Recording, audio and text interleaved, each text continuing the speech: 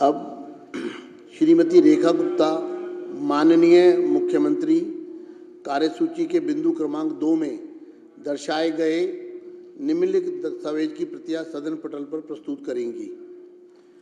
राष्ट्रीय राजधानी क्षेत्र दिल्ली सरकार से संबंधित भारत के नियंत्रक एवं महालेखा परीक्षक का दिल्ली में शराब के विनियम और आपूर्ति पर निष्पादन लेखा परीक्षा प्रतिवेदन वर्ष 2024 का प्रतिवेदन संख्या 1 प्रस्तुत करेंगी।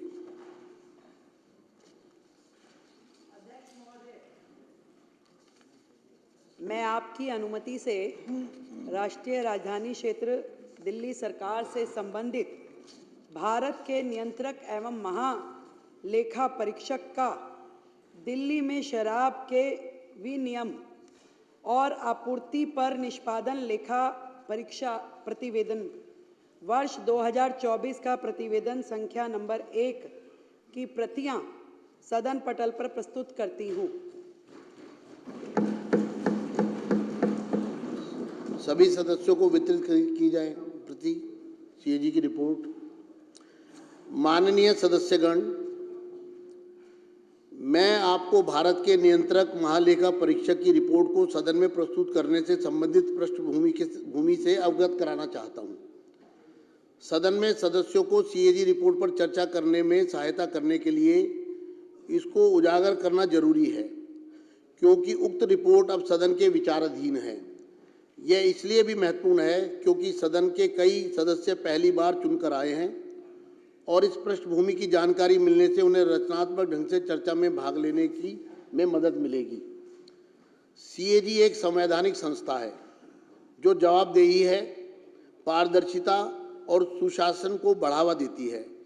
इसे संवैधानिक प्रहरी भी कहा जाता है और इसकी कार्यप्रणाली को माननीय सर्वोच्च न्यायालय ने संविधान की मूल संरचना कहा है।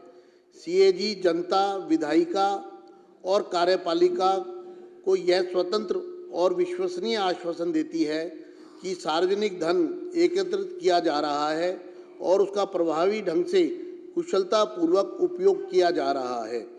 यह आश्चर्यजनक तथ्य है कि वर्ष 17-18 के बाद से 2017-18 से सीएजी की रिपोर्ट को सदन पटल पर प्रस्तुत नहीं किया गया है। इस संबंध में विपक्ष के तत्कालीन नेता,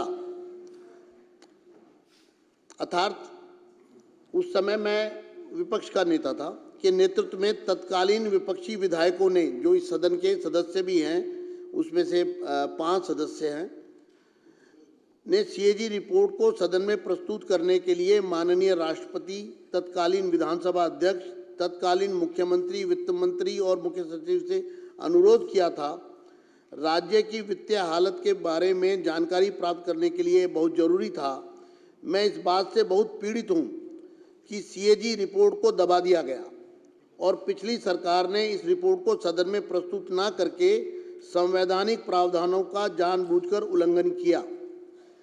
इस संबंध में मैं सदस्यों का ध्यान माननीय उच्च न्यायालय द्वारा रिट याचिका संख्या 1821/2024 में दिनांक 24 जनवरी 2025 को दिए गए अपने फैसले में की गई टिप्पणी की तरफ आकर्षित करना चाहता हूं।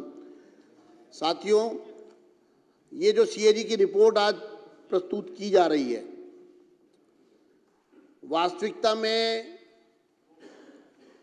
एक भ्रांति फैलाई गई, जिसको मैं सदन के समक्ष स्पष्ट करना चाहता हूं कि रिपोर्ट स्पीकर को दे दी गई है,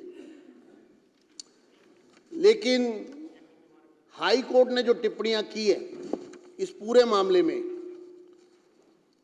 उससे आपको स्पष्ट हो जाएगा कि सीएजी की रिपोर्ट को किस तरह से दबाया गया। हाई कोर्ट के फैसले में कहा गया 39 para 39, it would be supervised of the constitutional mandate to withhold these reports from the legislature for an inordinately long period after the same have been forwarded by the CAG to the concerned government। मैं इसका अनुवादित पक्ष पढ़ रहा हूँ। इन रिपोर्टों को CAG द्वारा संबंधित सरकार को भेजे जाने के बाद इन्हें विधायिका से अर्थात सदन से सदस्यों से बहुत लंबे समय तक रोके रखना संवैधानिक जनादेश के विरुद्ध होगा। ये हाई कोर्ट की टिप्पणी है। दूसरा, it is quite evident, 41 para high court के फैसले का, it is quite evident that most of these CAG reports were kept pending with the respondent number 1 Delhi government, respondent number 2 chief minister for an inordinately long period of time. यह स्पष्ट है कि इनमें से अधिकांश CAG रिपोर्ट प्रतिवादी दिल्ली सरकार और प्रतिवादी मुख्यमंत्री के पास लंबे समय तक लंबित रखी गई। Para 43. It is also evident that the concerned respondent, Government of NCT, was remiss in forwarding the concerned CAG reports to the LG as mandated under Article 151(2) of the Constitution of India. Even after this aspect was staunchly agitated by filing writ petition bearing number WP 15341/2024।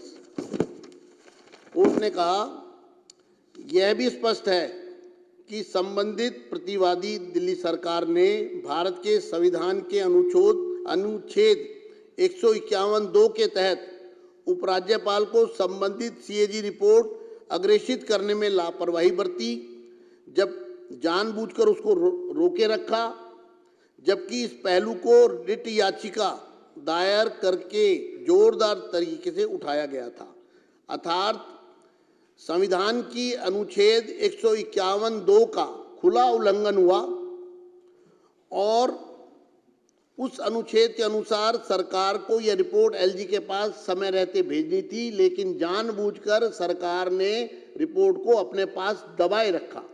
ये high court ने, ये जब आप लोग चर्चा में भाग लें तो आपको तथ्य आपके समक्ष होने चाहिए। Para 45. Even thereafter, the respondent, Government of Delhi, did not act with alacrity in the matter. इसके बाद भी दिल्ली सरकार ने मामले में तत्परता से काम नहीं लिया। कोर्ट में आने के बाद भी सरकार अड़ी रही रिपोर्ट को अपने पास दबा के रखने में। 46, ये हाई कोर्ट की टिप्पणियां पढ़ रहा हूं जो किस प्रकार से संवैधानिक शक्तियों का उल्लंघन हुआ है, किस तरह से रिपोर्ट को छुपाया गया है।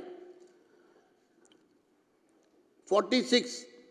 It is quite evident there has been an inordinate delay on the part of the respondent, Government of Delhi, in taking requisite steps for laying the CAG reports before the Legislative Assembly. The sequence of events and the timeliness reveal a disdainful disregard by the Government of Delhi of its constitutional obligation. यह बिल्कुल स्पष्ट है, high court कहता है, यह बिल्कुल स्पष्ट है कि प्रतिवादियों दिल्ली सरकार की ओर से विधानसभा के समक्ष CAG रिपोर्ट रखने के लिए अपेक्षित कदम उठाने में अत्यधिक देरी की गई। घटनाओं का क्रम और समयबद्धता प्रतिवादियों राष्ट्रीय राजधानी क्षेत्र दिल्ली सरकार द्वारा अपने संवैधानिक दायित्वों के प्रति तिरस्कारपूर्ण उपेक्षा को दर्शाते हैं। अर्थात दिल्ली सरकार ने संवैधानिक दायित्वों का तिरस्कार किया, ये हाई कोर्ट की टिप्पणी में कहा गया रिपोर्ट को पेश ना करके। ये माननीय, these are the words of the Honorable High Court. These are very critical and strong observations. In para 49, the Honorable Court has said, it is directed that once the Legislative Assembly is constituted and summoned, pursuant to the upcoming elections, requisite steps shall be taken by the respondent, Government of Delhi, inter alia under Rule 24, 27 and 289 of the Rules of Procedure for the purpose of laying the CAG reports as expeditiously as possible. यह माननीय उच्च न्यायालय के शब्द है। यह बहुत ही गंभीर और कड़ी टिप्पणी है। इसके अलावा पैरा 49 में माननीय न्यायालय ने कहा है, यह निर्देश दिया जाता है कि आगामी चुनावों के बाद जैसे ही विधानसभा का गठन होता है और सदन को आहूत किया जाता है, दिल्ली सरकार द्वारा अन्य बातों के साथ साथ प्रक्रिया नियमों के नियम 24, 27 और 289 के तहत सीएजी रिपोर्ट को यथाशीघ्र सदन के पटल पर रखने के लिए आवश्यक कदम उठाए जाएं। अतः यह बहुत ही खुशी की बात है कि नई सरकार द्वारा माननीय उच्च न्यायालय के निर्देश के मद्देनजर और अपनी जिम्मेदारी को समझते हुए दिल्ली की जनता के प्रति पहले ही सत्र में पहले ही दिन आज सीएजी रिपोर्ट को सदन पटल पर प्रस्तुत किया जा रहा है। मुझे उम्मीद है कि सीएजी रिपोर्ट में दिए गए निष्कर्षों और सार्थक सकारात्मक विचार विमर्श करेंगे। आज हम एक रिपोर्ट ला रहे हैं, उसका कारण ये है कि ये वॉल्यूमिनस है, बहुत बड़ा, चूँकि ये पिछले कई वर्षों का बैकलॉग है और हम चाहते हैं कि दिल्ली की जनता के सामने सब चीज़ें बहुत स्पष्ट रूप से आएँ। इसलिए आज एक रिपोर्ट सदन के पटल पर रखी गई है और इसी तरह से आने वाले दिनों में दूसरी रिपोर्ट लाई जाएगी। मैं चाहता हूं इस रिपोर्ट पर सदन में कुछ सदस्य जिनके मेरे पास नाम आए हैं वो पूरी तरह आतुर हैं कि हम इस चर्चा में भाग लेना चाहते हैं सीएजी रिपोर्ट के बारे में। क्योंकि सीएजी की रिपोर्ट आज यहाँ पर ले हो गई है, इसलिए मैं इस चर्चा को ऑन करता हूँ। और क्योंकि ये मामला बहुत गंभीर मामला है, सीएजी की रिपोर्ट को दबाना एक तरह का क्रिमिनल ऑफेंस है मेरी नज़र में। तो इस पर सभी सदस्य अपनी भावनाओं को व्यक्त करना चाहते हैं। जितने सदस्य मौजूद हैं सभी की तरफ से रिक्वेस्ट आ रही है, लेकिन आज हम इसकी चर्चा शुरू करते हैं अरविंदर सिंह लवली जी से। धन्यवाद अध्यक्ष जी। मैं जहां आज के शानदार एलजी एड्रेस के लिए मुख्यमंत्री साहिबा को और उनके पूरी काउंसिल को दिल की से बहुत मुबारकबाद पेश करना चाहता हूं और मैं समझता हूं बहुत शानदार एलजी एड्रेस जो है आज इस सदन में आया, उसके ऊपर विस्तार पे चर्चा जब एलजी एड्रेस शुरू होगी हम करेंगे। अध्यक्ष जी, मैं आपकी पीड़ा समझ सकता हूं और निश्चित रूप से बहुत दुर्भाग्यपूर्ण है और इससे बड़ा लोकतंत्र का बाबा साहब के जो ठेकेदार बन रहे हैं, बाबा साहब के सपनों को चकनाचूर करने का कोई काम नहीं हो सकता कि आपको 15 मिनट ये समझाने में लगा है, आपको ये बोलना पड़ रहा है कि सीएजी की रिपोर्ट जो है हम रख रहे हैं जैसे हम बहुत बड़ा काम कर रहे हैं।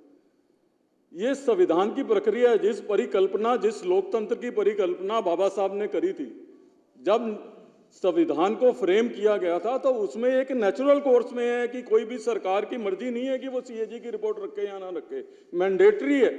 ये विधानसभा बनी इसलिए, और इस विधानसभा का अपमान हो जिस सदन के अंदर हिंदुस्तान की पार्लियामेंट चली हो, उस पार्लियामेंट वाले सदन में दिल्ली की विधानसभा चल रही है। हम लोग सब जो है सौभाग्यशाली हैं। और उस विधानसभा में आप 2017 में कह रहे हो, लेकिन आप उसका इस बात पे समझिए कि 2015 में इनकी सरकार बनी, यानी कि इनकी सरकार बनने के बाद इन्होंने सुनिश्चित किया कि एक भी सीएजी रिपोर्ट इनके सरकार के कार्य करने की जो है इस सदन में ना है। इससे बड़ा दुर्भाग्य, इससे बड़ा जो है लोकतंत्र के लिए शर्मनाक दिन कोई हो नहीं सकता। और आप नारे लगा रहे हो बाबा साहब के और सपनों की हत्या कर रहे हो बाबा साहब की, और नारे भी लगा रहे हो सबसे सामने। अगर इनकी सीट पे अगर किसी की फोटो नजर आती है तो बाबा साहब अम्बेडकर की जहाँ पे फोटो नजर आती है, और उनकी फोटो देख के जो है उनके विचारों की हत्या करने का काम आप लोग कर रहे हो। ये मुझे दिल से पीड़ा हो रही है कि आज हम इस बात पे ही अपने आप को बहुत बड़ा काम मांग रहे हैं कि हमने सीएजी की रिपोर्ट जो है, भाई आप कैसे रोक सकते हो सीएजी की रिपोर्ट। तो जो पार्टी अन्ना हजारे के आंदोलन से निकली हो, वो अन्ना हजारे का आंदोलन क्या था? वो आंदोलन था भ्रष्टाचार के खिलाफ लड़ाई लड़ने का, और वो भ्रष्टाचार के खिलाफ लड़ाई लड़ने का मूल कारण क्या था? सीएजी की रिपोर्ट। सीएजी की रिपोर्ट के अंदर जो केंद्र सरकार पे उस समय भ्रष्टाचार के आरोप लगे थे, यहाँ दिल्ली सरकार पे जो भ्रष्टाचार के आरोप लगे थे, उन आरोपों की वजह से ही तो आप आंदोलन में बैठे थे। आप सीएजी की रिपोर्ट के बेसिस पे ही तो जो है रामलीला मैदान में बैठे थे। सीएजी की रिपोर्ट के बेस पे ही आपने पूरे देश में आंदोलन बनाया था। सीएजी की रिपोर्ट के बेस पे ही आपने आम आदमी पार्टी बनाई थी। आज आप खुद ही सीएजी की रिपोर्ट नहीं रखना चाहते, आप जन लोकपाल की बात करते थे। जन लोकपाल की तो दूर की बात है। मैं समझता हूं कि दिल्ली के ये 11 साल पूरी दिल्ली की लोकतांत्रिक व्यवस्था के सबसे शर्मनाक 11 साल होंगे कि एक चुनी हुई सरकार जो है वो सीएजी की रिपोर्ट रखने से भी जो है प्रेजेंट करेगा। मैं बधाई देना चाहता हूं रेखा गुप्ता जी को और उनकी पूरी काउंसिल ऑफ मिनिस्टर्स को कि आपने, प्रधानमंत्री जी ने जो दिल्ली के लोगों से वायदा किया था, आपने कैबिनेट में आने के बाद जो सबसे पहले जो है आपने जो है सीएजी की रिपोर्ट ले करने का, और जैसा अध्यक्ष जी ने कहा, क्योंकि वॉल्यूम इतना बड़ा है और उसको पढ़ने में समय लगेगा, अब आज फर्स्ट वॉल्यूम आपने टेबल रखा है। ना केवल आपने दिल्ली के लोगों को किया हुआ वायदा निभाया है, मैं समझता हूं कि लोकतांत्रिक मूल्यों को दिल्ली की इस पवित्र विधानसभा में, इस ऑगस्ट हाउस में आपने पुनर्स्थापित करने का काम किया है। उसके लिए आपकी जितनी बधाई आपको दी जाए उतनी कम। सीएजी की रिपोर्ट आएगी, इसको हम पढ़ेंगे। अध्यक्ष जी, मैं आपसे ये कहना चाहूंगा कि नॉर्मल हालात में सीएजी की रिपोर्ट जो है वो पीएसी के मेंबर्स देखते हैं, लेकिन ये नॉर्मल हालात नहीं है। 10 सालों से सीएजी की रिपोर्ट इस सदन में नहीं आई है। 10 सालों का हिसाब किताब लेने की बात है, तो नॉर्मल पीएसी को बहुत समय लग जाएगा। और मैं समझता हूं कि उन 10 सालों की सीएजी रिपोर्ट आके एक विशेष चर्चा जो है इनके 10 साल के कार्यकाल में और उस रिपोर्ट के ऊपर अंदर इस सदन को करना चाहिए, ताकि जो है इनका भ्रष्टाचार जो है वो लोगों के सामने आ जाए। नॉर्मल रूटीन में हम सीएजी की रिपोर्ट पीएसी में डिस्कस करते हैं, आगे भी करेंगे, लेकिन क्योंकि ये एक्स्ट्रा ऑर्डिनरी हालात है तो हमको जो है इनको एक्सपोज करने की जो है आवश्यकता है। अध्यक्ष जी, मुझे ये तकलीफ है इस बात की, और मैं ये कहना चाहूंगा कि सीएजी की रिपोर्ट का डर है इनको, आम आदमी पार्टी के लोगों को, और ये कोशिश कर रहे हैं कि बाबा साहब के फोटो के पीछे छिपके, भगत सिंह जी की फोटो के पीछे छिपके अपने उस भ्रष्टाचार को ये छुपा लेंगे। ये गलतफहमी के शिकार हैं अध्यक्ष जी। अध्यक्ष जी, बाबा साहब हम सब लोगों के लिए पुण्य है। हम सब लोग जो है उनका मान और सम्मान करते हैं। किसी भी राजनीतिक दल का व्यक्ति जो है उनका मान और सम्मान करता है। भारतीय जनता पार्टी और हमारे प्रधानमंत्री जी बार बार बाबा साहब अम्बेडकर जी के सम्मान की बात करना चाहते हैं, लेकिन बाबा साहब अम्बेडकर जी ने ये जब संविधान बनाया था, आज अगर हम लोग संविधान का पालन करते हैं तो संविधान का पालन हम इसलिए करते हैं कि हम एज अ विधायक, कल हमने जब ओथ ली, हमने क्या ओथ ली कि हम जो है संविधान के प्रति अपनी जो है व्यवस्था रखेंगे, अक्षुण्ण रखेंगे, हम संविधान के जो है हम सम्मान करेंगे। उस संविधान के निर्माता कौन है? उस संविधान के निर्माता जो है बाबा साहब अम्बेडकर है। इस देश की प्रथा क्या रही है? इस देश की प्रथा रही है कि जो भी संवैधानिक पद पे हैं, और बाबा साहब का स्वप्न यह था ये कि जो भी संवैधानिक पद पे हैं, चाहे वो देश के राष्ट्रपति हैं, चाहे वो देश के प्रधानमंत्री हैं, सारे सरकारी ऑफिसरों में, कार्यालय में उनकी फोटोग्राफ लगेगी। अध्यक्ष जी, मैं आज भारतीय जनता पार्टी का सदस्य रहा हूं, लेकिन उससे पहले लंबे समय तक कांग्रेस पार्टी में मैं और राजकुमार जी रहे हैं। लंबे समय तक दिल्ली सरकार में मंत्री रहा हूं मैं। मुझे आज भी याद है कि मैं जब मंत्री था उस समय जो है केंद्र के अंदर जो है वो एनडीए की सरकार थी। अब्दुल कलाम जी देश के राष्ट्रपति थे, अटल बिहारी वाजपेयी जी देश के प्रधानमंत्री थे, क्योंकि ये मैंडेटरी है और बाबा साहब ने जो है संविधान की रचना की है। मेरे ऑफिस में और सारे मंत्रियों के ऑफिस में अब्दुल कलाम जी का और अटल बिहारी वाजपेयी जी की फोटोग्राफ जो है लगी होती थी। ये संवैधानिक परंपरा है इस देश की, जो आज बाबा साहब हमारे लिए सम्मानित हैं। आज भी हमारे मुख्यमंत्री जी ने बाबा साहब अम्बेडकर जी की फोटो लगाई हुई है।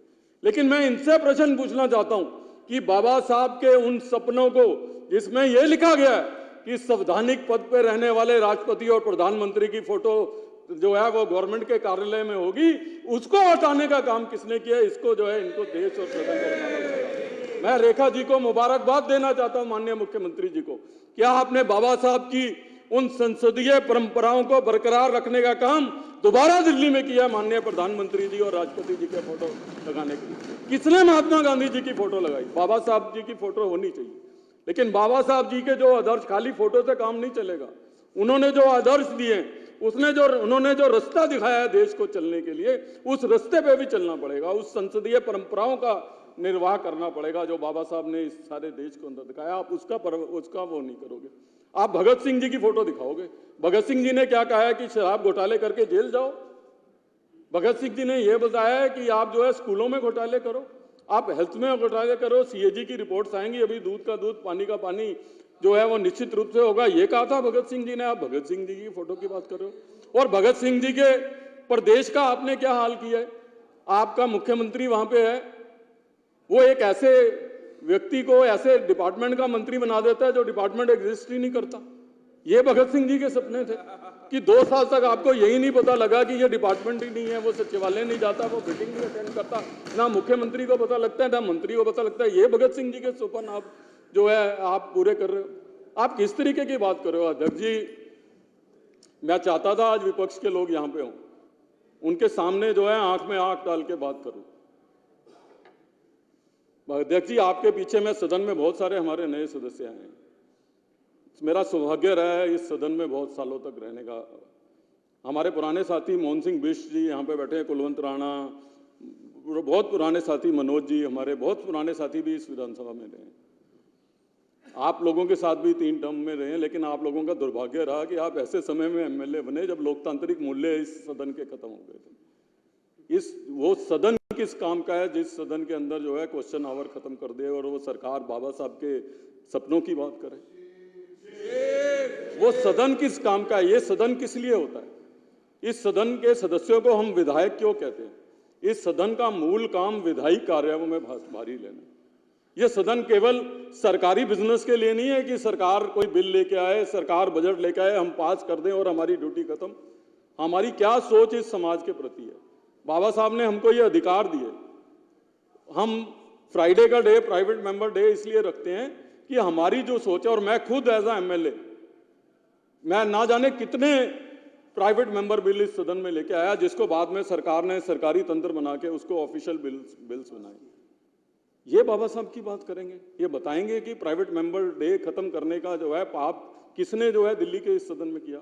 अध्यक्ष जी, आप पुराने मेंबर हैं, मैं आपकी अध्यक्षता में मुझे बड़ी उम्मीद है कि आप सदस्यों के सारे उन अधिकारों को दोबारा से दिल्ली के अंदर पुनर्स्थापित करके बाबा साहब के सपनों को साकार करने का काम करोगे, ना केवल नकली बाबा साहब की फोटो दिखा के बाबा साहब की फोटो के पीछे अपने भ्रष्टाचार के आरोपों को छुपाने वालों लोगों को जो है आप एक्सपोज करोगे। अध्यक्ष जी, मैं ये कह रहा था आज अगर आतिशी जी और उनके सब मेंबर यहाँ पे होते तो मैं उनको ये बताता कि ये जब हम इस सदन में बैठे हैं, हमारे सदन के पीछे जो है विट्ठल भाई पटेल जी की फोटो लगी हुई है।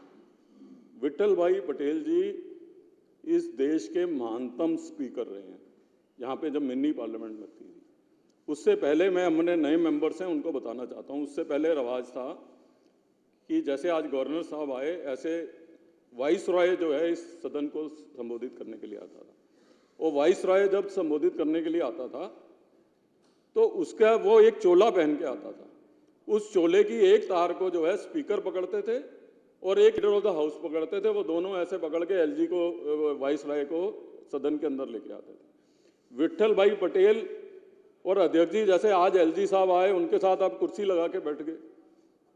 पहले जब वाइस रॉय आता था तो स्पीकर भी नॉर्मल सदस्य की तरह आके नीचे बैठ जाता था, उसको साथ कुर्सी लगाना अलाउ नहीं होता था। आपके सेक्रेटरी और एलजी के सेक्रेटरी बराबर में कुर्सी लगा के बैठे। उस समय वाइस रॉय का सेक्रेटरी टेक ओवर कर लेता था, जो स्पीकर का सेक्रेटरी है वो उठ के ऑफिसर गैलरी में बैठ जाता था। ये वो सदन है। विट्ठल भाई पटेल पहले ऐसे स्पीकर थे जिन्होंने चोला पकड़ने से मना कर दिया था। उन्होंने कहा था ये सदन का मालिक मैं हूं, आप वाइस रॉय होंगे, बाहर होंगे, आपके बराबर में मेरी कुर्सी लगी। ये है वो सदन। इसलिए इनको समझाता था हूं कि इस सदन के साथ बाबा साहब की फोटो तो वहां देख ही सकते हो आप। शहीद भगत सिंह जी की फोटो आप देखो, बहुत अच्छी बात है। विट्ठल भाई पटेल जी की भी फोटो देखो। इस सदन की लोकतांत्रिक मूल्यों का ध्यान करो और जो अरविंद केजरीवाल का चोला पकड़ के चल रहे हो ना, इस चोला को छोड़ के संविधान की जो है मर्यादा का ध्यान रखो। ये मैं इनको कहना चाहता हूं। इसलिए मैंने विट्ठल भाई पटेल की कहानी सुनाई, इसलिए मैंने इनको इस बात की चर्चा में इनकी आंख में आंख डाल के करना चाहता था कि इन 10 सालों के अंदर आपने जिस तरीके से एडमिनिस्ट्रेटिव स्ट्रक्चर को खत्म करने का काम किया। कल मैं मुझे सौभाग्य मिला मुख्यमंत्री जी के साथ और परवेश जी के साथ जो है कुछ समय बिताने का, कुछ अधिकारियों के साथ। मुझे मुख्यमंत्री जी ने कहा आप चुप हो, मैं दिल से दुखी था कल, और मैं सलाम करना चाहता हूं आपको कि आप लोगों की जो अप्रोच दिल्ली के लोगों की पीड़ा के लिए है, और मैं निश्चित रूप से इस बात के लिए मुझे खुशी है कि नरेंद्र मोदी जी ने दिल्ली को सही हाथों में सौंपा है, और निश्चित रूप से दिल्ली के दिन जो है आने वाले समय में सुखद होने वाले। पर मैं कल दिल से दुखी था। मैं इसलिए दिल से दुखी था कि जिन डिपार्टमेंट्स में उनका जिक्र नहीं करना चाहता, वो दिल्ली के मोस्ट एफिशिएंट डिपार्टमेंट थे। आज किस हालत में छोड़ दिया इन्होंने दिल्ली को। इन 11 सालों में जो पाप इन्होंने किया है दिल्ली के एडमिनिस्ट्रेटिव स्ट्रक्चर को खत्म करने का, जो पाप इन्होंने किया है दिल्ली के लोगों को मूल सुविधाओं से वंचित करने का। मैं जिंदगी में अध्यक्ष जी बहुत चुनाव लड़ा हूं, हर चुनाव में लोगों की डिमांड बढ़ती थी। लोग कहते थे अस्पताल खोल दो, मेट्रो खोल दो, ये खोल दो, वो खोल दो। ये मेरे राजनीतिक जीवन में जो 10-12 चुनाव आदमी लड़ा हुआ है, चाहे लोकसभा के हो, विधानसभा के हो, मेरे राजनीतिक जीवन के अंदर ये पहला चुनाव था कि लोग कह रहे थे भाई हमारे गली की एक सीवर और सड़क बनवा दे, वही बहुत मेहरबानी है, हमें कुछ नहीं चाहिए। इस लेवल के ऊपर जो है देश की राजधानी को जिन लोगों ने लेके आया है, ना इनको बाबा साहब माफ करने वाले हैं, ना इनको भगत सिंह जी माफ करने वाले हैं, ना इनको महात्मा गांधी राष्ट्रपिता माफ करने वाले हैं, जिनकी फोटोग्राफ इन्होंने सरकारी दफ्तरों से हटाने का काम किया। अध्यक्ष जी आपका बहुत बहुत धन्यवाद कि आपने लोकतांत्रिक मूल्यों को फिर से बरकरार करने के लिए कहा है। एलजी एड्रेस पे मेरे पास बहुत कुछ है कहने के लिए, इनको याद कराने के लिए, लेकिन निश्चित रूप से आपने सीएजी रिपोर्ट को टेबल करके दोबारा से जो है पर लोकतांत्रिक परंपराओं को बरकरार करने का जो है काम किया है, उसके लिए मैं आपको बहुत बहुत बधाई और बहुत बहुत धन्यवाद करता हूं। धन्यवाद लवली जी। अशोक गोयल देवरा।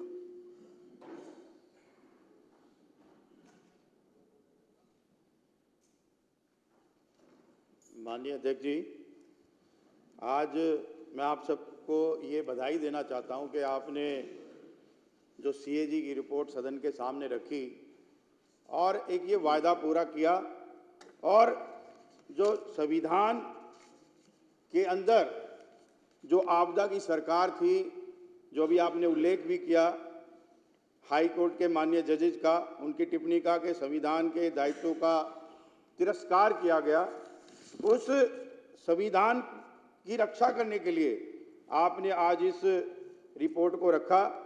और ये जो लोग, जो कट्टर बेईमान लोग हैं, जो बाबा साहब के चित्र के नीचे छुपकर अपनी बेईमानों को छुपाना चाहते हैं, उसके लिए आपने ये रिपोर्ट सदन के सामने रखी। मैं एक बार बधाई देना चाहता हूं। आज मैं अभी सीएजी की रिपोर्ट ये जो रखी अभी इसको देख रहा था, पेज नंबर 130 पर, जिसमें लिखा कि 2,002.68 करोड़ का करीब करीब दिल्ली सरकार को नुकसान हुआ है। मैं जब सदन में नहीं था, लेकिन इस कट्टर बेईमान सरकार के बारे में सोचता था कि दिल्ली के अंदर एक तरफ कोरोना की महामारी थी, हमारे देश के यशस्वी प्रधानमंत्री इस बात की चिंता करते थे कि दिल्ली के लोगों को ऑक्सीजन मिल जाए, लेकिन ये जो कट्टर बेईमान सरकार थी, जो कट्टर बेईमान लोग थे, ये लोग उस कोरोना के अंदर शराब नीति बना रहे थे। एक तरफ हमारे यशस्वी प्रधानमंत्री जी ये चिंता कर रहे थे कि दिल्ली के लोगों को दिल्ली के अस्पतालों में बेड मिल सके, लेकिन ये अपने शीश महल में बैठकर दिल्ली को लूटने के लिए शराब की नीति बना रहे थे। एक तरफ हमारे यशस्वी प्रधानमंत्री ये चिंता कर रहे थे कि दिल्ली के लोगों को वैक्सीन मिल सके, लेकिन ये जो कट्टर बेईमान सरकार थी, ये लोग शराब नीति बनाकर दिल्ली के लोगों को लूटने का काम कर रहे थे। हमारे यशस्वी प्रधानमंत्री गरीब महिलाओं को 500 रुपए मिल सके, जनधन खाते में जा सके, उसकी चिंता कर रहे थे। गरीब लोगों को राशन मिल सके, उसकी चिंता कर रहे थे। लेकिन ये जो कट्टर बेईमान सरकार थी, इन लोगों ने इस सीएजी की रिपोर्ट से खुलासा हुआ कि कुल मिलाकर दिल्ली के लोगों को लूटने का काम किया। इन्होंने दिल्ली की जनता के साथ विश्वासघात किया, दिल्ली की जनता का विश्वास का खून किया और यहां से रुपए लूटकर अपनी आपदा की सरकार, अपनी आम आदमी पार्टी के विस्तार के लिए इन लोगों ने पूरे देश के अंदर इस लूट के पैसे का इस्तेमाल किया। आज आपने ये जो रिपोर्ट रखी है, मैं आपसे ये निवेदन करूंगा कि आने वाले दिनों में जो पिछले 10 सालों के अंदर जितने भी घोटाले इन्होंने किए हैं, चाहे वो शीश महल का घोटाला हो, मोहल्ला क्लिनिक का घोटाला हो, स्कूल का घोटाला हो, बस खरीद का घोटाला हो, हर घोटाले को इन्होंने जो अंजाम दिया है उसकी भी सीएजी रिपोर्ट इस सदन पर रखे। मैं एक बार पुनः आपको धन्यवाद करता हूं और इसके ऊपर विस्तार से चर्चा इस सदन के अंदर रखी जाए, जिससे कि इनके घोटालों का, इनके काली करतूतों का दिल्ली की जनता के सामने लाया जा सके। क्योंकि ये शहीद भगत सिंह जी का इस्तेमाल करते हैं, बाबा साहब का इस्तेमाल करते हैं। जब ये जेल जा रहे होते हैं, इंक्वायरी में जा रहे होते हैं, तो ये एक शहीदों की तरह अपने आप को पेश करते हैं। बड़े बड़े होर्डिंग लगाते हैं कि ये कट्टर बेईमान बाहर आ गए। अब इनके बाहर आने का समय नहीं अध्यक्ष जी, इनके ऊपर जांच बिठाने का समय है। दिल्ली की जनता न्याय चाहती है और ये जांच बिठाकर जहां से आए हैं इनको वापस कानून अपना काम करेगा और इनको वहीं भेजने का काम करना है। मैं एक बार पुनः आपको धन्यवाद करता हूं और ये निवेदन करता हूं अध्यक्ष जी कि इसके ऊपर विस्तार से चर्चा रखी जाए। बहुत बहुत धन्यवाद। राजकुमार भाटिया।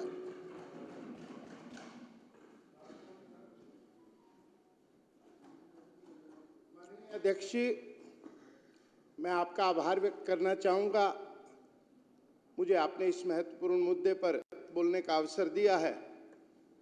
सबसे पहले मैं आपको बधाई दूंगा कि आज महामहिम उपराज्यपाल जी के अभिभाषण का जिस प्रकार से संतुलित और संयमित निर्वहन यहाँ पर हुआ है और जिन लोगों ने उसमें खलल डालने की कोशिश की, उनके प्रति जो आपका स्पीकर का जो रवैया होना चाहिए था, वो आपने अपनी लोकतांत्रिक मर्यादाओं को निभाया। मैं उसके लिए आपका आभार व्यक्त करता हूँ। मैं बधाई देना चाहूँगा दिल्ली की मुख्यमंत्री, नारी शक्ति की प्रतीक बहन रेखा गुप्ता जी को और उनकी कैबिनेट को, जिन्होंने इस पूर्ण कार्रवाई में अपनी गरिमामय उपस्थिति से और गरिमामय संतुलन से इस काम को पूर्ण किया है। मुझे याद आ रही थी इस सदन में ही 1993 में जब भारतीय जनता पार्टी की सरकार थी, श्री मदन लाल खुराना जी, चौधरी साहिब सिंह वर्मा जी और श्रीमती सुषमा स्वराज जी की, जिनके काल में सुशासन की इबारतें लिखी गई थी और आज वही क्रम बहन रेखा गुप्ता जी के नेतृत्व में यहाँ दोहराया जाने लगा है। सुशासन की नई इबारतों के लिए दिल्ली को बधाई है। कैग रिपोर्ट के संबंध में न्यायपालिका को फैसले और निर्देशों का विधायिका द्वारा ना माना जाना अपने आप में शर्मनाक है और संगीन अपराध भी है। इस बात की पुष्टि आपने भी की है, लेकिन इस अपराध का दंड कौन झेलेगा? कौन लोग कसूरवार थे? जो लोग कसूरवार थे वो सदन से आज बाहर चले गए, क्योंकि वो कल से इस बात से डर रहे थे कि कैग की रिपोर्ट आएगी और उनके पास कोई जवाब नहीं होगा। तभी वो बाबा साहब जी का चित्र अपने पर्सों में, अपनी जेब में छुपा कर लाए थे। ये भी एक अपराध की श्रेणी में आता है, उनको इसके लिए भी उनको दंडित किया जाना चाहिए। यह रिपोर्ट एलजी साहब के सामने रखी जानी चाहिए थी, सदन पटल पर रखी जानी चाहिए थी, लेकिन इस सो कॉल्ड कट्टर ईमानदार सरकार की नीयत में खोट था और इस पटल पर ना रखे जाना उनकी नीयत को दर्शाता है। कैग की रिपोर्ट में शराब नीति पर टिप्पणियों से स्पष्ट है कि दिल्ली की जनता के साथ धोखा हुआ है। उसी समय कोविड काल चल रहा था, जो जितना मजबूत था उतना मजबूर था। हम सब लोग अपने इलाज के लिए भाग रहे थे। भारतीय जनता पार्टी नेतृत्व वाली केंद्र सरकार पूरे देश को ऑक्सीजन दे रही थी, कोविड के टीके की बात कर रही थी, लेकिन ये शराब परोसने का काम कर रहे थे और दिल्ली की आने वाली संततियों के साथ धोखा करने का काम कर रहे थे। राजस्व प्राप्ति के नाम पर सारे रास्ते बंद कर दिए गए थे। राजस्व से जो फंड बुजुर्गों की दवाई पर खर्च होना था, जो सड़कों की सफाई पर खर्च होना था और बच्चों की पढ़ाई पर खर्च होना था, वो गुप्त रास्तों से तत्कालीन सरकार की मंत्रियों की जेब में चला गया।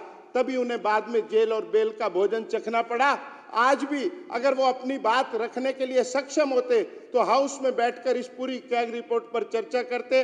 मैं अभी पढ़ रहा था, एक सरसरी नजर chapter 5 violation of quality norms में मैंने पढ़ा कि इस सरकार ने कैसे दिल्ली के साथ धोखा किया। शराब परोसते समय भी उन्होंने मिलावट वाला काम किया। Water quality test were mandatory for the all categories of liquor. Out of 173 test report to be furnished, no report was submitted. In 96% of the cases, the partial reports were provided in the remaining cases. जी आप सोचिए कि पानी के, शराब में जो पानी भी डलना था उसमें भी इन्होंने मिलावट को जनता के सामने नहीं आने दिया। मैं आपसे अनुरोध करूंगा कि इस कैग रिपोर्ट पर विस्तृत चर्चा हो और उन्हें इन्विटेशन देकर बुलाया जाए कि आइए, अपनी काली करतूतों का चिट्ठा आपके सामने खुला है, इसका विस्तृत वर्णन और इसका विस्तृत स्पष्टीकरण आपको देना पड़ेगा। दिल्ली की जनता पूछ रही है, बच्चों की पढ़ाई पर जो खर्चा शराब के रास्ते से आपने रिश्वतखोरी में लिया है, उसका आपको जवाब देना पड़ेगा। मैं आपका धन्यवाद करता हूं कि आपने बोलने का अवसर दिया। मेरी इस मांग को स्वीकार किया जाए और विस्तृत चर्चा की जाए। पूनम भारद्वाज, पूनम शर्मा।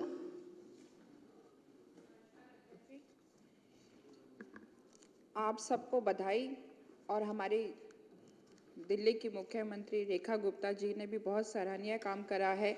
जब से दिल्ली के अंदर भारतीय जनता पार्टी की सरकार आई है, उन्होंने आते ही अपना रोल दिखाया कि हाँ, जो घोटाले पिछले 10 वर्षों से हो रहे हैं उनको हम आज टेबल पे लेके आएंगे। उनके लिए भी आप सबको बधाई, क्योंकि पिछले 10 सालों से जो दिल्ली के साथ घोटाले हुए हैं, दिल्ली की जनता के साथ धोखा हुआ है, उनका अब जवाब उनको मिलने वाला है। जैसे वो बाबा साहब के चित्र के पीछे अपना 2 मुंह छुपाने की कोशिश कर रहे हैं, मगर अब इन सब चीज़ों से कोई काम नहीं चलेगा। उनका असली चेहरा सबके सामने आएगा। दिल्ली की जनता को पता चलेगा कि उन्होंने कितने घोटाले करे हैं। जैसे शराब घोटाला हो गया, स्कूल के घोटाले हो गए और राशन घोटाला, मतलब हर एक चीज़ के अंदर उन्होंने घोटाले करे हैं। और आप सब इस चीज़ के लिए मैं आप सबसे निवेदन करना चाहती हूँ कि ये दिल्ली की जनता के हित के लिए बहुत सराहनीय काम है। और आप सबको पुनः फिर से बधाई दे रही हूँ इस चीज़ के लिए कि आप सब ने ये जो CAG की जो समस्या है, पिछले 10 साल से जो भ्रष्टाचार फैल रखा था, उसको आपने दिल्ली के सामने लाने के लिए जो सराहनीय कदम उठाया, उसके लिए बहुत बहुत धन्यवाद।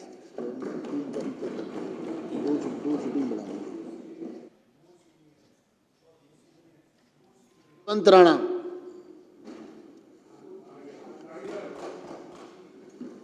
माननीय अध्यक्ष जी, आपका बहुत बहुत धन्यवाद।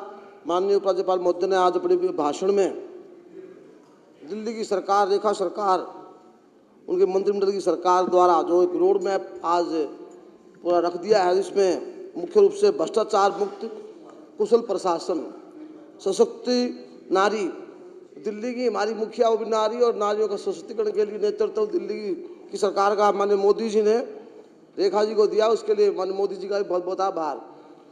उसके साथ सर गरीब कल्याण की बात है, इसमें स्वास्थ्य सुविधाओं के में सुधार की बात है, उत्कृष्ट शिक्षा व्यवस्था की बात है, विश्व स्तरीय सड़क परिवहन व्यवस्था की बात है, स्वच्छ प्रदूषण मुक्त दिल्ली की बात है और यमुना नदी का पुनरुद्धार इसमें है, स्वच्छ जल, अनधिकृत कॉलोनियों का नियमितीकरण, किफ़ायती आवास।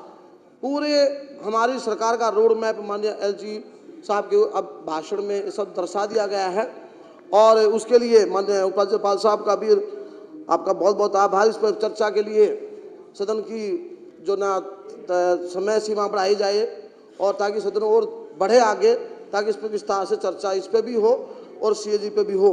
आज आपने सदन पटल पर CAG की रिपोर्ट प्रस्तुत कराई, इसमें कि आपने इसमें मुख्य रूप से ये सत्य है कि सरकार पूरे वर्ष में जितने भी हमारे विभाग दिल्ली सरकार के अधीन होते हैं, उन सभी विभागों का CAG का उद्देश्य क्या है कि कोई भी विभाग में कोई भी अधिकारी या कोई भी नेता गलत तरीके से काम ना हो, जनता के पैसे का सदुपयोग हो, उसके लिए नियम उपनियम बनाए हुए हैं सभी सरकार के विभागों के, और कहीं को दाई ना हो और सरकार का पैसा ठीक ढंग से उसका उपयोग हो जनहित में।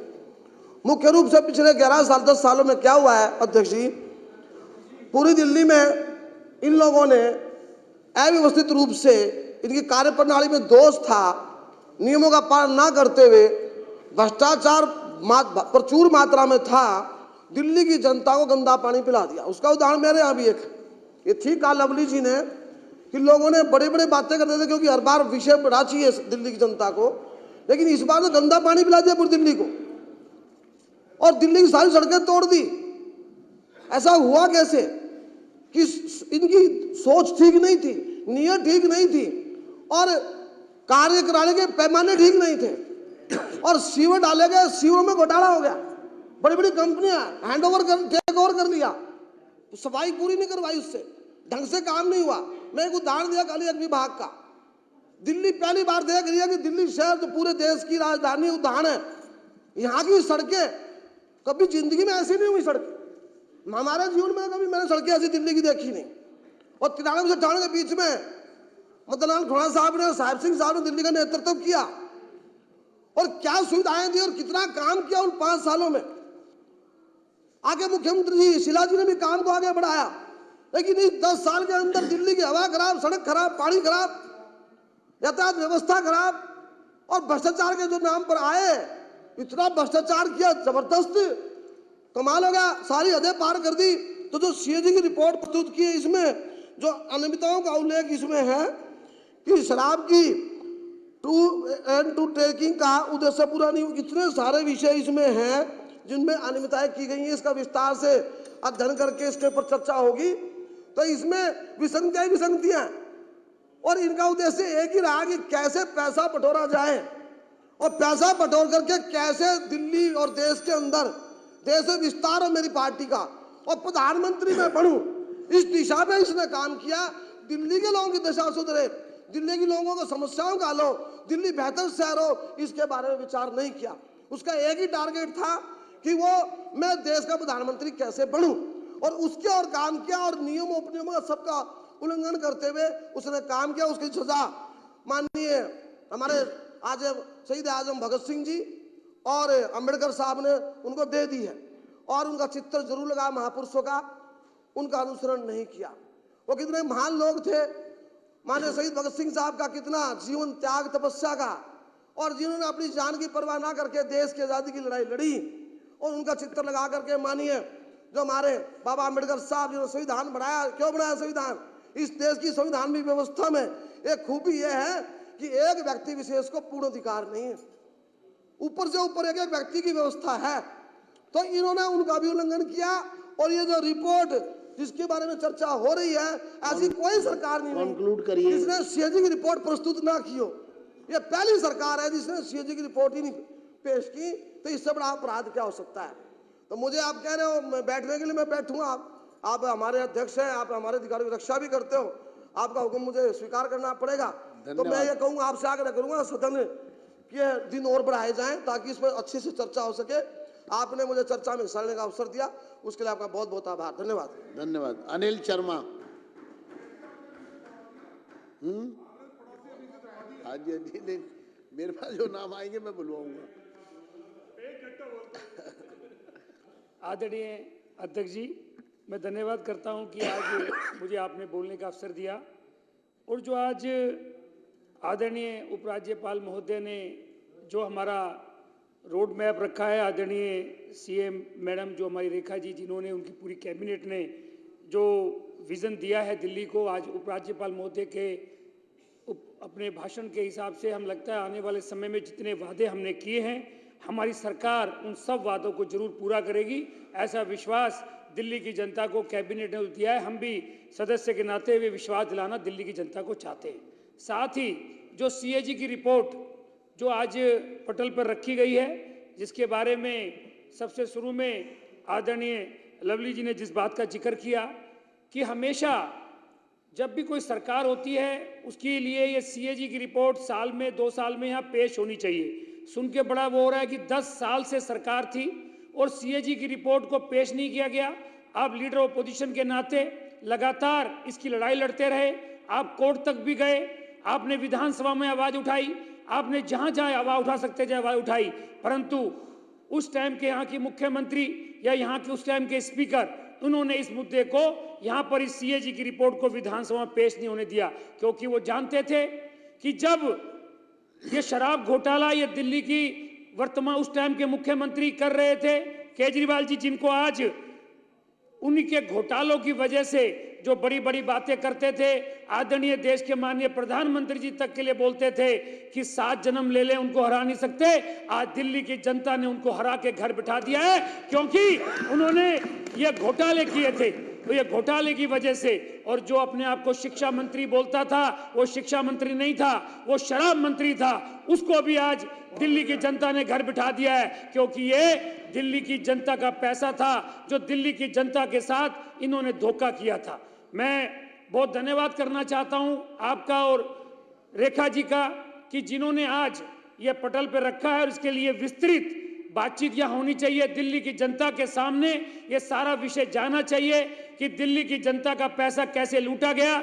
जब कोरोना काल चल रहा था तो कोरोना काल के अंदर ही ये शराब नीति बनाई गई थी। कोरोना काल में लोग जब दिल्ली के बाहर जा रहे थे तो माननीय प्रधानमंत्री जी उनका ध्यान रख रहे थे, और दिल्ली की जनता ने, उनसे उम्मीद थी कि केजरीवाल भी शायद कुछ करेगा, पर दिल्ली की जनता को केजरीवाल उस टाइम के मुख्यमंत्री ने धोखा दिया और हाथ खड़े कर दिए। अस्पतालों में बेड की व्यवस्था नहीं थी। अगर वो सारी व्यवस्था किसने संभाली तो हमारे माननीय मोदी जी ने और माननीय अमित शाह जी ने खुद आके उस टाइम में वो सारी व्यवस्था संभाली थी।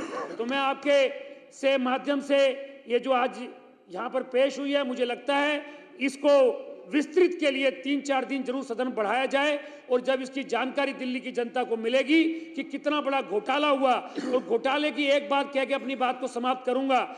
जब उनको ये लगा कि वो पकड़े जा रहे हैं, और जब ये मामला हमारी पार्टी ने जगह जगह पर उठाया, तो उन्होंने खुद भी इसको वापस किया, क्योंकि उनको समझ में आ गई थी गलती तो बहुत बड़ी कर दी है। पर हमारी पार्टी ने, हमारे प्रदेश के अध्यक्ष जी ने और पूरी पार्टी ने जब ये मुद्दा उठाया था, तो उसी दिन दिल्ली की जनता समझ गई थी कि ये बड़ा घोटाला है, और उसी वजह से वो 62 से 22 हो गए हैं। आने वाले समय में वो 22 से 2 रह जाएंगे, ऐसा विश्वास मैं आपको बताना चाहता हूं। बहुत बहुत धन्यवाद मुझे बोलने का मौका दिया। बहुत बहुत धन्यवाद। तलविंदर सिंह मारवा जी। टाइम थोड़ा ज़्यादा देना जी, वो इसलिए टाइम ज़्यादा देना क्योंकि बोलने में तभी मज़ा आएगा ना जी। जी जी जी। थोड़े से टाइम में तो कोई फायदा ही नहीं है। हाँ जी, और वो सामने भागे हुए हैं, उनको भी बुला लेते तो आज बताते उनको, कल तो बताया आज। सबसे पहले तो मैं प्रधानमंत्री नरेंद्र मोदी जी का धन्यवाद करता हूँ कि उन्होंने जो हमारी एक कार्यकर्ता जो पहली बार एमएलए बनी, उसको महिलाओं का सम्मान करते हुए पूरे हिंदुस्तान की नहीं, पूरे वर्ल्ड में जहां हिंदुस्तान रहती हैं महिलाएं, उनका सम्मान करते हुए रेखा गुप्ता जी को चीफ मिनिस्टर बनाया है। उसके लिए मैं नरेंद्र मोदी जी की जो सोच है हमारे कार्यकर्ताओं के लिए, उनका मैं धन्यवाद करता हूं। और 6 के 6 मंत्री जो तजर्बे वाले, जो हमेशा नाम लूँगा, नाम उनका पूरी दिल्ली जानती है, सभी का हर फील्ड में उन्होंने काम किया है। मैं प्रधानमंत्री जी का धन्यवाद करता हूँ। विशेषकर पता क्या होता है अध्यक्ष जी, कि सबसे सम्मानित वो हमारे अध्यक्ष जी विजेंद्र गुप्ता जी, जो मेरे कॉलेज के टाइम के साथी हैं, यहाँ पर विराजमान हैं। इनको भी जो तजुर्बा कॉरपोरेशन में रहा, जहाँ झाड़ू मारते हैं हम लोग, एमएलए में रहा, तो आपको भी जो ये दिया है नरेंद्र मोदी जी ने और हमारे सभी एमएलए ने वोटिंग करके आपको बनाया, इसके लिए भी मैं आपका एमएलए का धन्यवाद करता हूँ कि आपको यहाँ पर बिठाया। अब बात आ गई इनकी निखटों की, जो कि इनके अगर मैं कारनामे शुरू करूँ ना अध्यक्ष जी, क्योंकि हम तो दरी बिछाने वाले कार्य करते हैं, हमें तो सुबह ही पता लग जाता है क्या क्या समस्या है, कहाँ पर चोर बाजारी हो रही है। मतलब कि अगर मैं शुरू करूँगा तो पूरी रात ही यहाँ पर इसके कारनामे ही बताता रहूँगा, तब भी नहीं खत्म होंगे, 3 दिन लगा रहूँगा, क्योंकि इन्होंने कारनामे, और भगवान ने इनको सजा भी दी है, ये नहीं कि इनको सजा नहीं मिली है। जो अन्ना से निकला, अन्ना का जन पोल हो, जो लोग बिल था वो कहाँ गया। ये जो अपनी सीएजी की रिपोर्ट है उसको ही नहीं पेश कर सके तो जन लोक बिल की क्या करेगा। आज मेरे से टीवी वाले पूछ रहे थे बाहर, अम्बेडकर जी के ये जो बैठे हैं सिख विरोधी हैं भारतीय जनता पार्टी। पहली बात तो अम्बेडकर जी का जो सम्मान भारतीय जनता पार्टी और नरेंद्र मोदी जी ने किया है देश की आज़ादी के बाद, उतना सम्मान तो आज तक किसी ने नहीं किया। जनपद में कितना बड़ा ऑडिटोरियम अम्बेडकर जी के नाम का बना है, जहां पर उन्होंने संविधान लिखा है वहां पर इतनी बड़ी इमारत मोदी जी ने बना रहे हैं। उसके बाद सिख विरोधी की बात करते हैं। भारतीय जनता पार्टी को कल कह रहे थे, अरे आपने क्या किया, आपने तो बच्चे की कसम खाकर कांग्रेस से समझौता किया। जो कहता था मैं शीला दीक्षित को जेल भेजूंगा, आपने तो उससे भी बच्चे की कसम खा के कंप्रोमाइज कर दिया। आज दिल्ली में अध्यक्ष जी हालात इतने खराब है कि जो हम टैंकर बुक करते थे, मैं मुख्यमंत्री जी का भी ध्यान दिलाना चाहता हूँ इस बात पर। पहले जो टैंकर बुक होता था वो पूरा दिन खड़ा रहता था, वहां पर पैसे जमा करा देते थे, वहां पर टैंकर पूरा दिन खड़ा रहता था। अब जिन बिटियों की शादी होती है पैसे जमा करते रहे हैं, ये 3 साल से चल रहे हैं मुख्यमंत्री जी, उसको क्या पता कि हलवाई को कितना पानी चाहिए। टैंकर आता था और 2 जो ड्रम पहले उसको मंगवाने पड़ते थे, ड्रमों में पानी डाल के चला जाता था और उसके बाद जिसके घर में शादी होती थी वो पानी डोता रहता था बेचारा, ध्यान उसका पानी की तरफ से कि हलवाई को पानी मिले। ये हालात आज दिल्ली जल बोर्ड में कर दिया इन्होंने। शराब की तो बात ही छोड़ो, शराब में तो इन्होंने ये जो घोटाला 2025 करोड़ का है, इसके अलावा जो कि इन्होंने कम से कम नहीं तो 1000 करोड़ कम बता रहे हैं। मेरे हिसाब से केजरीवाल और मनीष सिसोदिया ने 5000 करोड़ का काम किया है इस घोटाले में। और वो पैसा कहां गया वो भी मैं आपको बता देना चाहता हूं। वो पैसा एक क्यून चल रहा है ना, क्यून जो बिन ट्यूब का, वो जो क्यून गोल्ड वाला चल रहा है, जितने मर्जी पैसे उसमें जमा करा दो किसी को पता नहीं लगेगा कितने पैसे हैं। हाँ, बिटकॉइन, बिटकॉइन में क्योंकि इसने अपने लैपटॉप, अपने टेलीफोन सब इसने क्यों बर्बाद कर दिए, क्योंकि वो कोड नंबर उसी में है, या तो उसको पता है या उसकी घरवाली को पता है। ये बिल्कुल सच बात बता रहा हूं, नहीं तो इतना पैसा रखने की जगह नहीं है किसी के पास। उसमें एक कोड नंबर होता है, बस दे दिया जाता है, जितने मर्जी पैसे डाली जाओ। वो काम इसने किया है क्योंकि इनकम टैक्स से निकला हुआ था। प्रधानमंत्री जी ने भी कहा है ये इनकम टैक्स का खिलाड़ी था बहुत बड़ा। ये इनकम टैक्स का तो खिलाड़ी नहीं था, उससे और भी खिलाड़ी था। ये लोगों की कंप्लेंटें करके पैसे उगवाता था। पुरानी हिस्ट्री इसकी निकालो, निकालो पुरानी हिस्ट्री इसकी। ये वो व्यक्ति था, बड़े बड़े कारोबारियों की फाइल से उनके नुक्से निकाल के कंप्लेंट करता था और पैसे मांगता था। ये वो व्यक्ति था। अन्ना हजारे के साथ जुड़ के अन्ना हजारे को धोखा दिया। किसको नहीं धोखा दिया? वो श्वेती माली जो थी महिला, हाँ मालीवाल, कितनी श्रेय महिला, कितनी इज्जत वाली महिला, कितनी सम्मान वाली महिला। उसका क्या किया? अपने बगले में बगला के अपने गुर्गों से उसको पिटवाया। इससे जलील व्यक्ति हिंदुस्तान में है ही नहीं। इसको तो अध्यक्ष जी आप लिहाज मत करना। आपको भी मैं कहना चाहता हूं कि आप लिहाज मत करना, कहीं सुआरस कर दे। मेरे को पता वो किस बरादरी का है। हाँ, कहीं ये नो